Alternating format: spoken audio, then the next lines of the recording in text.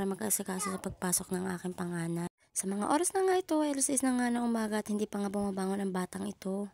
At nung nagising ko na nga, agad naman nga ako nagpainit ng tubig para sa pampaligo niya. Habang nagpapainit nga ako ng tubig, ay agad ko naman itong inasikaso itong aking mga labahin. Gabi pa nga lang, ibinabad ko na nga itong mga puti at para pag binashing ko ay hindi na ito kasinong madumi. Pagpasensyahan nyo na nga, maulan nga dito sa amin kaya siguro naririnig nyo ang mga patak ng ulan. At pagkatapos nga, nilagay ko na nga ito sa washing. Habang nakasalon nga mga puti, ay agad ko naman binihisan ng batang ito. Nagmamadali na nga ako dyan at medyo late na nga rin siya. At bago nga mag-alas 7 ay dapat ay nasa school na siya. Nagagalit nga itong batang ito kapag siya ay late na kasi nagagalit daw ang kanyang teacher. Hindi naman nga halata kung bakit nga siya nalilate kasi may pagsasaya at may pagtitiktok pa. Sa mga part na nga yan, ako nga ay nababarino na kahit kaaga-aga ay ganito pa rin ang ginagawa niya.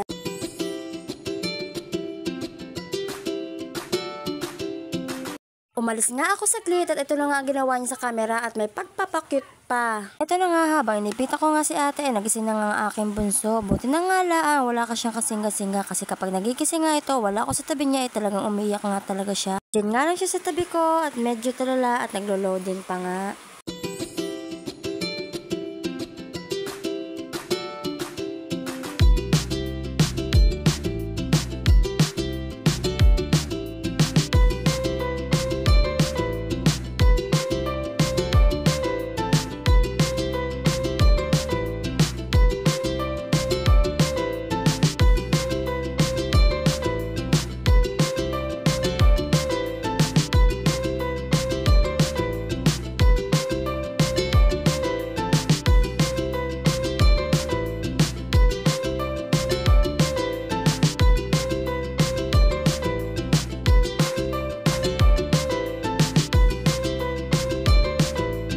Andito na nga kami sa labas ng school. Sabi ko nga sa kanya, hindi ko na nga siya may hahatid sa loob. At nagbabay na nga niya si Bunso sa kanya pero hindi naman niya pinansin. At nung naihatid ko nga, agad ko naman nga hinango ang mga nakasalang na mga puti kanina.